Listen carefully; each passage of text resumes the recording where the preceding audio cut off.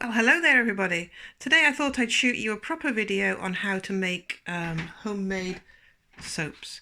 The other day I did a quick picture version, and tonight we're going to show the method, chat about it and explain why we make our own lovely homemade soap. So here are the ingredients laid out. We've got water, we've got the warmed up oils, lards, we've got the caustic soda, we've got vinegar, which cancels out the action of caustic soda. So say you spilt some on yourself, you use vinegar straight away and that neutralises it. There's the mixture of lye ready to put in there. We've got the stick blender, various sized containers to put the soap in, moulds, and then we've got our botanicals. So let's just look at one of the soaps first we've done. This one here is a charcoal version. Charcoal and tea tree, specially made to remove smells. You know, sweaty armpit smells, dirty hand smells, whatever. Hopefully the charcoal will help neutralise the smell. I made that the other day. That's the one we did the quick picture video on, and that's turned out really, really well. And I use this basic soap mixture here, the basic soap recipe, and then I add in the botanicals. Now, why do we make our own soaps? It's cheap. These are luxury soaps, not in very pretty molds, these ones, but they're what I want. They're cheap. It makes a huge batch. I've made double this amount of soap, so that's 2, 4, 6, 8. So at least 16 bars, if not a few more than that, with that amount of ingredients. Now let's talk about the ingredients. We need a fat and we need a caustic. The two together create a saponification when they're mixed together. They neutralise each other, I suppose. They react to each other, and the reaction then is a soap.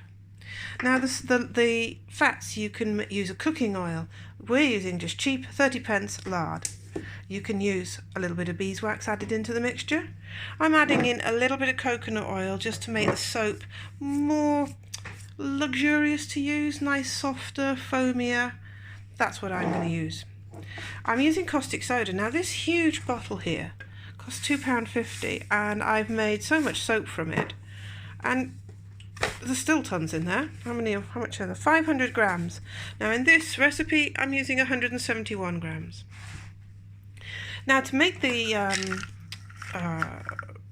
charcoal soap the other day, I took charcoal tablets, ground them up in my pestle and mortar, and added some tea tree oil, and that's what I got there. So tonight I thought I'd do something a bit different. I've got some cinnamon.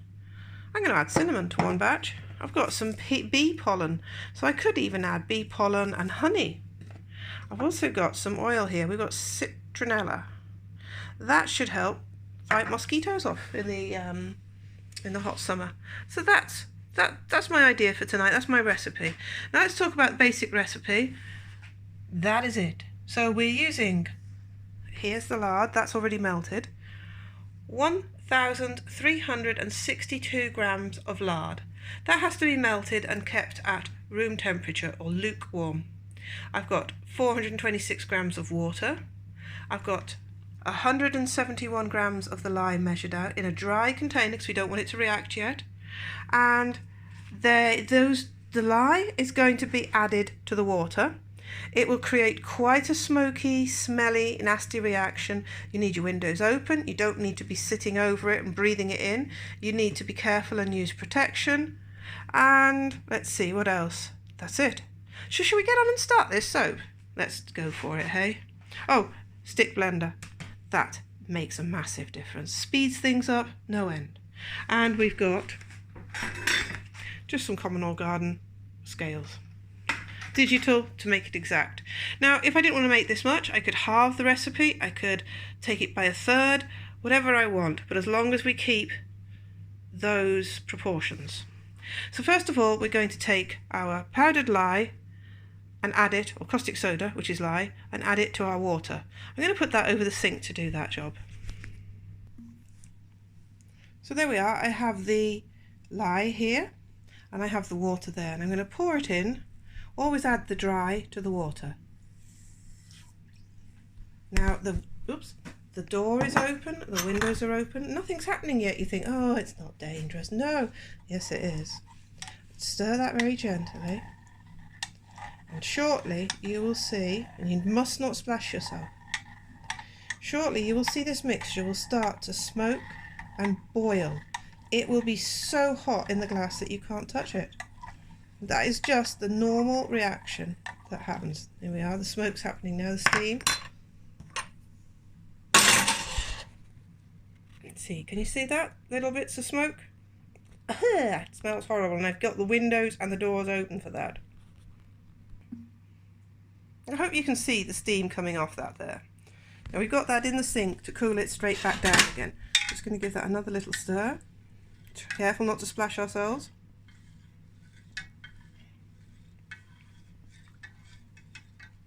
And what we're going to do is leave that become hand temperature. Now we've got the lard mixture, the soap, the oils. That's now going to cool down in the sink too. So we want them both to be the same temperature, which is a lukewarm and hot temperature. When they're both the same temperature, then we can combine them. Right, we now have them both at a very similar temperature. So we're going to take the lye mixture and carefully pour that into the fat. Now straight away you can see a reaction happen. Right.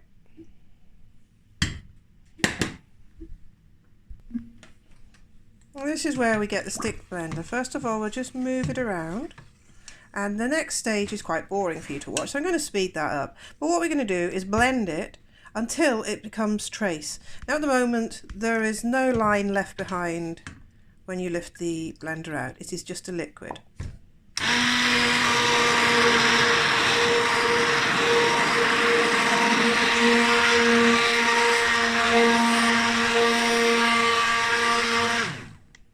Now we have it blended, but it still has no line. So I will keep blending it, and I'll come back to you when I'm showing the trace.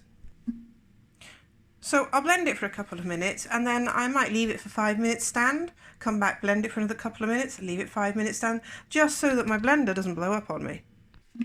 Now during this process, remember not to splash any on yourself, but if you do, always have your vinegar to hand to put on your burns, because it will be a burn. It's a chemical burn. You should have your arms covered and preferably wearing gloves and face mask. I haven't got any gloves today, but I am being very careful, and I do have the vinegar to hand. Now we'll carry on doing this, mixing. You see it's changed again. It's a creamy liquid, like a hand lotion. So we'll carry on until we reach the trace. Now the trace point is the point where you stop stirring and you quickly add your botanicals and then pour it into the moulds. Now, can you see we're just starting to leave a trace behind? That is what we want.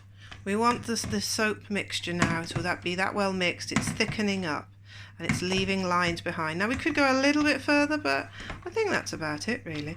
So that's about now the time to add the botanicals. So I'm going to add a cinnamon in half of it and a citronella in the other half. And I'm going to then pour it out into moulds. Remember, this is still caustic. This can still burn. Now it has really thickened up, so that is the texture we need, that is the point. Now from start to finish of actual work, other than the cooling process, I've probably only been at this 20 minutes, so it's not that bad. So let's start pouring out now. Doesn't it look beautiful? Really nice creamy colour. Now that I poured out into the mould, and the other half I'm going to add the cinnamon into and use the mixer to do it. This one I'm going to pour into it the organic citronella, and I'm going to mix that in the mould. I've not got enough hands to show me doing it, but I'll do that now. And this is the other half now, and I'm just going to stir in the cinnamon. I just throw it in. It doesn't really matter how much you put in or how little you put in. I just put it in so I have a good smell of it. I'm just into sort of throwing in, not measuring it, weighing it. Just throw it in so I can smell the item I've added. There we are, that looks good enough to eat, doesn't it? I added a lot of cinnamon, and I've added some vanilla essence as well, just to get a nice smell to it, and it really does smell nice. So I've used, let's have a look, this is the jar. I've used half of that jar approximately, because it already had some in to go in there. And the citronella, I used a third of this jar. So at £4.25, it's not that bad for the amount of soap we're going to get. So a third of that went into that to smell it up, perfume it, I should say. Right, we're all done. I've made a mixture. I've made the cinnamon there, and I made the citronella there. Finished the tops off nicely. I put the weight here because without it the side will balloon out, so just pushing that just to keep it nice and straight. That's a nice little mould, that one, I like that. I normally make saddle soap in that, so watch out for the saddle soap recipe.